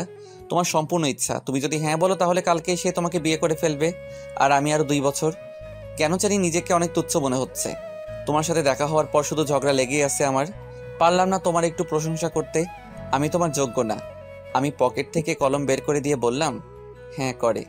নীলা ঠাস করে চড় মারলো আমাকে, বলল, আর একটা কথা বলবি, চড়াইয়া দাঁত সবগুলা ফালাই দেব। না। নীলা আমার হাত থেকে কলম নিয়ে চিঠির মধ্যে লিখলো, ডোন্ট ইন্টারেস্টিং লিখে বলল, এটা নিয়ে তাকে দিবি। তোর কাজিন না হলে এতক্ষণে সে হসপিটালে থাকতো। তাকে গিয়ে বলবি যেন আমার আশেপাশে না আসে। এই নীলা শুধু তোর। বল নীলা, তুমি শুধু আমার। বল বলছি। নীলা তুমি শুধু আমার। ঠিক আছে, আমাকে বাড়িতে দিয়ে আসবি না? আজকে থেকে যাও। কোথায় থাকবো? জ্যোৎস্নার কাছে থাকো। এই বুদ্ধিটা আমার মাথায় আসে নাই। দাঁড়া, বাড়িতে ফোন করে বলে দেই। না। নীলা ফোন করলো। কথার স্টাইল দেখে বুঝলাম বাড়ি ফিরে যেতে হবে নীলাকে। নীলা এসে বলল, না রে, আজকে থাকা হবে না। ওকে, তুমি নিচে গিয়ে রেডি হও, আমি আসছি। ওকে। নীলা চলে গেলে আমি রিয়ান ভাইয়ের সাথে দেখা করি। আমি চিঠি দিয়ে বললাম, তাড়াতাড়ি 2টা বেনসনের টাকা দেন। আরে দাঁড়া, দেখি কি লিখেছে। রিয়ান ভাই খুলে দেখলো। আমি বললাম, আমার গালের দিকে তাকান। রিয়ান ভাই আমার গালের দিকে তাকিয়ে বলল, তোরে দেখি আসলেই মারছে। তুই কাজটা কর, 1 প্যাকেট ব্যানসন নিয়ে আয়, আজ সারা রাত 2জনে খাবো। এতগুলো আব্বা দেখতে পারলে বাড়ি থেকে বের করে দিবে। ওকে, এখানে টাকা আমার জন্য অন্তত একটা নিয়ে আয়। ওকে। আমি চলে আসলাম। এসে নীলার সাথে দেখা করলাম। চলো। মাকে বলছো? আমি আর নীলা একসাথে এক রিক্সায় উঠে নীলার বাসার সামনে নামলাম। আমি বললাম, তাহলে আমি যাই? শোন, আমার প্রতি যদি তোর বিন্দু মাত্র ইন্টারেস্ট থাকে তাহলে অন্য কোনো মেয়ের সাথে কথা বলিস না। আমি চলে আসলাম। একটা বেনসন খেয়ে আর একটা কাজিনের জন্য নিয়ে আসলাম। রাতে 2জন একসাথে শুইলাম। রিয়ান ভাই বলল, ছোট ভাই, আমি নীলাকে পটিয়ে বিয়ে করে বাড়িতে নিয়ে যাব। দেখেন ভাই, আমাকে এসবের মধ্যে জড়িয়েন না। এই আপু যে চড় দিয়েছে দাঁত মনে হয় একটা লড়তেছে। তার চড়ও অনেক ভালো লাগবে আমার। ভাই পরে মাইর খাইলে আমি কোনো হেল্প করতে পারবো না। তোরা মেয়েদের এত ভয় পাস? ভাই এটা গ্রাম না যে ছেলেদের দেখে মুখে ঘুমটা দিয়ে চলে যাবে। দেখা যাবে। দেখেন আমি ঘুমাই, অনেক ঘুমিয়ে ধরছে। আমি ঘুম থেকে উঠে দেখি রিয়ান ভাই এখনো ঘুমাচ্ছে। কে জানি দরজায় টোকা দিচ্ছে। আমি জিজ্ঞেস করলাম কে। ওপার থেকে বলল, আমি তানহা, দরজা খুলো। আমি বললাম আধা ঘন্টা পর। আর টোকা দেয় নাই। আমি ওয়াশরুমে গেলাম। বের হয়ে দেখি রিয়ান ভাই এখনো ঘুমাচ্ছে। রিয়ান ভাইয়ের ভবিষ্যতের চিন্তা করে আমার অনেক কষ্ট হচ্ছে। তার কপালে মনে হয় মাইর আছে। নীলাকে যদি আর কিছু বলে সে তাহলে মাইর আছে তার কপালে। আমি আগেই কথা বলে আমার দোষটা ভেঙে ফেলেছি। আমার উপর কোনো দোষ দিতে পারবে না। আমি রিয়ান ভাইকে ডাক দিয়ে নতুন কাপড় পরে ঘর থেকে বের হলাম। টেবিলে গিয়ে বসলাম। ও মা, কেউ খাবার দিচ্ছে না। সবাই যার যার কাজে ব্যস্ত। আমার দিকে কেউ তাকাচ্ছেও না। নীলাও আসে নাই। হঠাৎ কোথা থেকে জানি তানহা আমার জন্য খাবার নিয়ে আসলো। ধন্যবাদ। আমি এটা এমনিতেই করতাম। তুমি এত কম কথা বলো কেন? আমি মনে মনে ভাবতেছি, এখন যদি নীলা আপু দেখে ফেলে তাহলে শেষ। আমি মায়ের খেতে খেতে জান শেষ। তারপর আবার তাকে হারিয়ে ফেলবো। আমি প্লেটের মধ্যে খাবার নিলাম, চলে আসবো রুমে। টেবিল থেকে উঠলাম। তানহা আমার হাত ধরে ফেললো আর বলল, কোথায় যাও?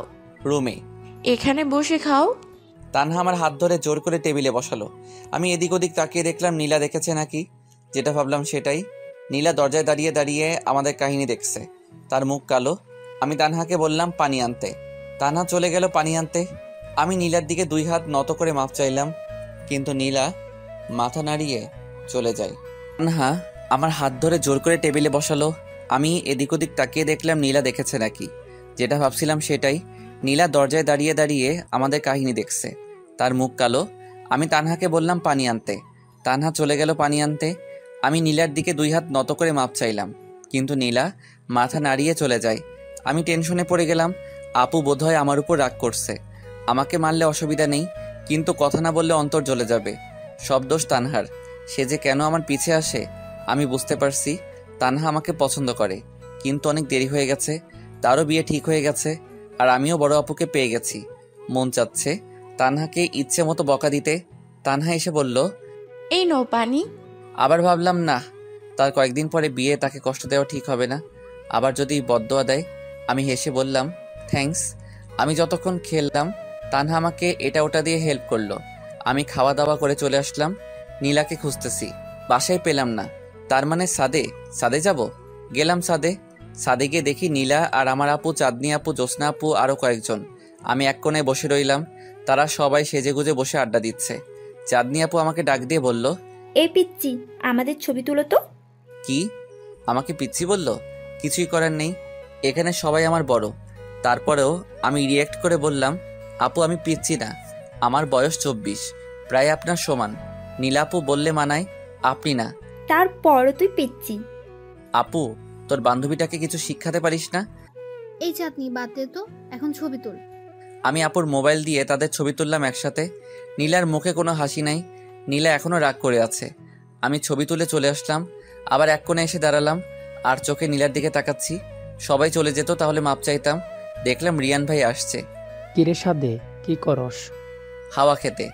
হাওয়া নাকি অন্য কিছু? আরে না। ছোট ভাই, তোদের এখানে দিয়ে টাটকা ফুল পাওয়া যায়? আমি জানতাম না। একটা লাল গোলাপ ফুল বের করে দেখালো। আমি ভাবতে লাগলাম এমন সময় ফুল দিয়ে কি করবে? কাউকে প্রপোজ করবে নিশ্চয়ই নীলাকে। হাইরে আমার কপাল, এখন যদি নীলা অ্যাকসেপ্ট করে ফেলে তারপর আমি কি করব? রিয়ান ভাই বলল, ছোট ভাই, অসাধ্য সাধনা ফেলি। যান দেখেন। রিয়ান ভাই তাদের সামনে গিয়ে নীলা আপু বলে ডাক দিল। নীলা আপু রিয়ান ভাইয়ের কাছে আসলো। রিয়ান ভাই বসে তাকে প্রপোজ করলো। নীলা খুশিতে মুখ ঢেকে ফেলে। রিয়ান ভাইয়ের হাত থেকে নীলা ফুল নেয় হাসি মুখে আর ধন্যবাদ দেয়। আমার ভিতরটা জ্বলে যাচ্ছে। সামান্য তানহার সাথে কথা বলাতে আমাকে এত বড় শাস্তি দিচ্ছে। নীলা আর রিয়ান ভাই সাদের অন্য আরেক কোণে চলে যায়। গিয়ে তারা দুজনে হাসতে হাসতে কথা বলছে। এদিকে কষ্টে আমার চোখ থেকে পানি গড়িয়ে পড়ল। তার মানে কি নীলা আমাকে ছেড়ে দিয়েছে? এটা অসম্ভব। আমরা দুজন একসাথে কিস করেছি, এত তাড়াতাড়ি নীলা এগুলো ভুলে গেল? আমার মনে হচ্ছে নীলা আসলে আমাকে ছেড়ে দিয়েছে, না হলে প্রপোজ অ্যাকসেপ্ট করতো না। যাই হোক, যা হওয়ার হয়ে গেছে। কষ্টে আমার চোখ থেকে আরেক ফোঁটা পানি গড়িয়ে পড়ল। চাঁদনি আপু এসে বলল, এই তুই দেখি কাঁদতেছিস। কোথায়? মিথ্যে বলিস কেন? দেখ তোর চোখে পানি। আসলে হয়েছে কি, আজকে তো আপু আমাদের ছেড়ে চলে যাবে অন্যের ঘরে। আমরা আর সেই ঝগড়া করতে পারবো না। সে আগের দিনগুলো হারিয়ে যাবে। দূর বোকা, সে জন্যই তোকে আমি পিচ্ছি বলি। এত কাঁদার কি আছে? আমি ভাবছিলাম তোকে পিচ্ছি বলাতে তুই কাঁদছিস। তুই না অনেক কিউট। তুই যদি আমার সমান কিংবা আমার থেকে বড় হইতিস তাহলে এতদিনে তোকে আমি বিয়ে করে ফেলতাম। কাঁদিস না। তারা সবাই চলে যাচ্ছে। তাসফিয়া নীলাকে ডাক দিয়ে বলল, কিরে নীলা, যাবি নাকি নাকি এখানেই সারাদিন কাটিয়ে দিবি? আসছি, দাঁড়া। দেখলাম নীলা আপু নাম্বার দিল। এসব করার কি দরকার ছিল? তারা সবাই চলে যায়, আমিও চলে আসি। এসে নিজের রুমে কম্বল গায়ে দিয়ে শুয়ে থাকি আর চোখ থেকে পানি পড়ছে। কিছুক্ষণ পর সবাই সেন্টারে চলে যায়। আমার যাওয়ার কোনো নাম নাই। এখন যদি নীলা আমার থাকতো তাহলে ঠিকই আমাকে ডেকে নিয়ে যেত। আমি উঠে রেডি হয়ে গোসল করে নতুন কাপড় পরে রেডি হলাম। আয়নার সামনে দাঁড়িয়ে দেখে আমার চোখ ফোলা। সেটা না বোঝার জন্য একটা সানগ্লাস নিলাম। আমিও সেন্টারে চলে গেলাম। আমি দেখলাম আমিই লাস্ট। গেলে মার কাছে বকা খাই দেরি করে যাওয়ার জন্য। দেখি নীলা আপু সবার সাথে ছবি তুলছে। নীলা আপু সে সাজ দিয়েছে। এমনিতে নীলা আপু অনেক সুন্দরী, তার উপর আবার সাজ। মোট কথা বিয়ে বাড়ির সবার থেকে উপরে। কিন্তু তার উপর আমার কোনো অধিকার নেই। নিজেকে একলা মনে হচ্ছে। আমি এক জায়গায় গিয়ে বসলাম। দেখি নীলা আপু রিয়ান ভাইয়ের সাথে ছবি তুলছে। আমি মুখ ফিরিয়ে নিলাম। ভালো লাগছে না এগুলো। কিছুক্ষণ পর কে জানি ডাক দিল। মনে হচ্ছে নীলা আপু। কিরে, আমার সাথে ছবি তুলবি না? আমার কি দরকার? রিয়ান ভাইয়ের কাছে যান। তাহলে সেটাই করি। আমি উঠে আমার আপুর সাথে কতগুলো পিক নিলাম, অন্য কারোর সাথে না। বিয়ের কাজ ভালোভাবে সম্পূর্ণ হয়। বরের বাড়ি থেকে অনেক মেয়ে আসে, তারাও নীলা আপুর উপরে যেতে পারে নাই। আমি ভালো করে খেয়াল করে দেখলাম সবার আর চোখ নীলা আপুর দিকে। আমি যদি নীলার থাকতাম তাহলে তাকে জীবনেও এই শ্বাস দিতে দিতাম না। এদিকে রিয়ান ভাইয়ের অহংকারে শেষ নাই। বিয়ে সম্পন্ন হলে আমি চলে আসি। এসে চুপচাপ রুমে বসে থাকি। একটু পর তানহা আসলো। এসে আমাকে জড়িয়ে ধরলো। তানহা বলল, মুরাদ, আমি তোমাকে ভালোবাসি। আমি ভাবলাম মেয়েটাকে কাঁদিয়ে লাভ নাই, শেষমেশ একটু সান্ত্বনা দিয়ে যাই। তানহা, আমি জানি তুমি আমাকে ভালোবাসো, কিন্তু অনেক দেরি হয়ে গেছে। তোমাকে যেখানে বিয়ে হোক না কেন তুমি অনেক হ্যাপি থাকবা। কাছে থাকতে কষ্ট হলেও আমি অনেক সুখী থাকতাম। আমি জানি, কিন্তু তানহা অনেক দেরি হয়ে গেছে। তুমিও বিয়ে থেকে ফিরে আসতে পারবে না, আর আমার পক্ষেও সম্ভব না। ওকে, তুমি বলো আমায় বিয়ে করতে যাবা? জান চলে গেলেও আমি তোমার বিয়েতে যাব। ইস, তোমাকে যদি এভাবে ধরে রাখতে পারতাম। ভাইয়াকে দেখেছেন? সেন্টার থেকে আসে নাই? না। তোমরা আজকে চলে যাবা? এসে পড়বে। ওকে, আমি যাই। তানহা চলে যায়। আমি শুয়ে মোবাইল টিপছি, এমন সময় রিয়ান ভাই ঘরে ঢুকলো। রিয়ান ভাইয়ের যে অবস্থা, আমি নিশ্চিত গণধোলাই খেয়ে এসেছে। আমি বললাম, ভাই আপনার এই অবস্থা কেন? ছোট ভাই, তোর কথা উচিত ছিল। আমি এক মুহূর্ত এখানে থাকবো না। আমাকে বলে আর একবার এই এলাকায় দেখে তাহলে আমার পা ভেঙে ফেলবে। রিয়ান ভাই, আমি আপনাকে প্রথমেই বলেছিলাম। রিয়ান ভাই তাড়াতাড়ি রেডি হয়ে গ্রামের বাড়ির উদ্দেশ্যে রওনা দিল। আস্তে আস্তে সব মানুষ চলে যায়, আমিও ঘুমিয়ে গেলাম। কেমন যেন একা একা লাগছে। নীলারও কোনো খোঁজ নেই, আমি ঘুমিয়ে গেলাম।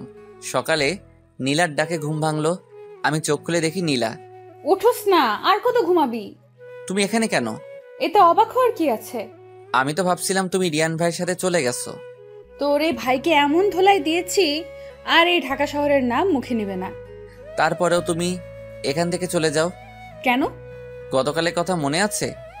আমি রাত্রে বললাম কোনো মেয়ের সাথে কথা না বলতে, আর তুই সকালেই কি সুন্দর করে কথা বলছো, যেমন জামাই বউ। ওকে, দোষটা আমার ছিল। সাথে সাথে মাপও চাইলাম, আর বাসার সবাই কাজে ব্যস্ত ছিল। তান্হা আমাকে জাস্ট হেল্প করেছে। ও, আর তুমি আমাকে এত বড় শাস্তি দিলা। শুন, আমি জানি তোর অনেক কষ্ট লাগছে, কিন্তু তোর থেকে আমার আরো বেশি কষ্ট লেগেছে। এখন বল, অন্য কোনো মেয়ের সাথে কথা বলবি? না। এখন ওঠ। আমার হাত ধরে টান দাও। নীলা আমার হাত ধরে টান দিল। আমি উঠে গেলাম। তাড়াতাড়ি নাস্তা খেতে আয়। আমি ফ্রেশ হয়ে গেলাম নাস্তা খেতে। নাস্তা সেরে রুমে এসে পড়তে বসলাম। আমি পড়তেছি, নীলা এসে বলল, তোর মোবাইলটা দে। বালিশের নিচে। নীলা মোবাইল ধরে বলল, লক কি? তোমার নাম। আমার নামে লক দিছ কেন? কারণ তুমি আমার জান। হুম। আমি আবার পড়াতে মনোযোগ দিলাম। নীলা অনেকক্ষণ আমার মোবাইল টিপলো। আমার পড়া শেষ হলে আমি চেয়ার থেকে উঠলাম। নীলা বলল, পড়া শেষ? কি পড়ছ দেখি। আরে ওসব তুমি বুঝবে না। বলবো না মানে? দে তোর বই দে। আমি বই দিলাম। এই ফাঁকে বিছানায় শুয়ে পড়লাম। নীলা আমার পাশে এসে বসলো। কয়েকটা প্রশ্ন জিজ্ঞেস করলো। আমি একটাও পারি নাই। আমি বললাম, তুমি এসব প্রশ্ন কোথা থেকে জিজ্ঞেস করছো? এসব তো বেসিক নলেজ। তুই তো জানোস না, আমি ভার্সিটি পুরো শেষ করেছি, তারপরেই বিএটি। ও, এটা লাস্ট প্রশ্ন। এটা না পারলে তোকে এমন মাইট দিব তুই চিন্তাও করতে পারবি না। ওকে বলো। নীলা প্রশ্ন করলো। আমি এটার উত্তর দিতে পারলাম না। নীলা বালিশ নিল আমাকে মারার জন্য। নীলা আমাকে 2টা বাড়ি দিল। 3 নাম্বারটা দেওয়ার জন্য বালিশ উপরে তুললো। আমি হাত ধরে টান দিয়ে আমার বুকের উপর শুয়ে দিলাম। নীলার শ্বাস আমার নাকে লাগছে। আমি আস্তে আস্তে নীলার ঠোঁটে আমার ঠোঁট লাগিয়ে দিলাম। নীলা আস্তে আস্তে আমার উপরে উঠতে থাকে। ঠোঁটের সাথে ঠোঁট লাগাইলে হয়ে যায় না, এর ভিতর আরো অনেক কাজ থাকে, সেগুলো ব্যাখ্যা করলাম না। মার ডাক কানে আসছে। নীলা, নীলা, এই মুরাদ, নীলা তোর এখানে? আওয়াজ শুনে নীলা সাথে সাথে দাঁড়িয়ে যায় বই নিয়ে। আমি বললাম, হ্যাঁ মা, নীলা আপু এখানে। মা ঘরে ঢুকে বলল, এই বদমাইশটার এখানে তুমি কি করো? কিছু না মা, সরি আন্টি, তার পড়াটা দেখছিলাম। তুমি তার পড়া বোঝো? তাহলে তাকে একটু দেখিও। Okay aunty. মা চলে যায়। আমি নীলাকে আবার ধরলাম। নীলা বলল, ছাড় বলছি, একটুর জন্য তোর মা দেখে নাই। আমি ছেড়ে দিলাম। নীলা আবার বলল, কিরে, আমাকে বিয়ে করবি না? কেন নয়? কবে? আমি বুড়ি হয়ে গেলে? না, এখন কি করে করব? আমার তো চাকরি নাই। তুই শুধু বল তুই রাজি কিনা। আমি তোর মা বাবার সাথে কথা বলে তোকে 1 মাসের মধ্যে বিয়ে করতেছি। এত তাড়াতাড়ি? নীলা চলে যায়। আমি দিলাম এক ঘুম। নীলার মাথায় হাজারো চিন্তা। এক, মুরাদকে তাড়াতাড়ি বিয়ে করতে হবে, সামনে নির্বাচন, তাড়াতাড়ি নির্বাচনে দাঁড়াতে হবে। নীলা বাসায় গিয়ে তার মাকে বিয়ের কথা বলল। তার মা খুশি হলো, বলল বাবাকে বলবে। এখন দরকার মুরাদের বাবা মাকে। নীলা পরদিন মুরাদের মার সাথে দেখা করলো। মুরাদের মাকে বলল, আন্টি, আমি যদি আপনাদের সাথে সারা জীবনের জন্য থাকি তাহলে অসুবিধা হবে? না আন্টি, মুরাদকে আমার অনেক ভালো লাগে। সত্যি? আমি তো বিশ্বাসই করতে পারছি না। এই বদমাইশটাকে কিভাবে তোমার পছন্দ হলো? সে অনেক ভদ্র। মুরাদ কি বলছে? সে রাজি? তাহলে তোমার বাবা মাকে কবে নিয়ে আসবা? আপনি যেদিন বলেন। সামনের শুক্রবার নিয়ে আসো। Okay aunty. নীলা আমাকে বলছে সামনের শুক্রবার যে তার বাবা মা আসবে। ঠিকই শুক্রবার তাদের মা বাবা আসলো। তারা অনেকক্ষণ কথা বলল। কারণ আমি বিয়েতে রাজি, নীলাও রাজি। বিয়ের তারিখ ঠিক হয়েছে। যেহেতু আগে বিয়ে নিয়ে ঝামেলা হয়েছে আর মেয়ের বয়স বেশি, তাই প্রতিবেশীর 5 কথা না শোনার জন্য বাবা সিদ্ধান্ত নিল এত আয়োজন না করে বাসার মধ্যে বিয়ে দেয়া হবে। আমাদের বিয়ে ঠিক হয় 1 সপ্তাহ পর। আমার মনের ভিতর কেমন জানি করছে। মনে হচ্ছে কোথাও জানি ভুল হচ্ছে। নীলাও কেন জানি আগের মতো আমার সাথে বেশি কথা বলে না। জিজ্ঞেস করলে বলে বিয়ের কাজে ব্যস্ত। আমি ভাবলাম হতে পারে। যাই হোক, বিয়ের দিন আসে, বিয়ে হয়। নীলাকে যেভাবে সাজানো হয়েছে মন চাইবে শুধু তাকিয়ে থাকতে। আমার কেমন জানি লাগছে, কারণ নীলা শেষ কয়েকদিনের আচরণ ভালো লাগে নাই। নীলাকে আমার বাড়িতে নিয়ে আসা হলো, আমার রুমে নিয়ে বসানো হলো। আমি কেমন জানি লজ্জাবোধ করছি। আপু আর দুলাভাই ধাক্কা দিয়ে বাসর ঘরের ভিতর প্রবেশ করালো। আমি ঢুকে নীলার দিকে তাকিয়ে যা দেখলাম তা বিশ্বাস করার মতো না। দেখি নীলা সিগারেট টানছে। নীলা বলল, জামাইবাবু কি খবর? সামনে ইলেকশন, ভোট কিন্তু আমাকে দিতেই হবে। আমার মাথায় আকাশ ভেঙে পড়লো। সিজন 2 হবে নাকি? কমেন্ট বক্সে জানিয়ে দিন।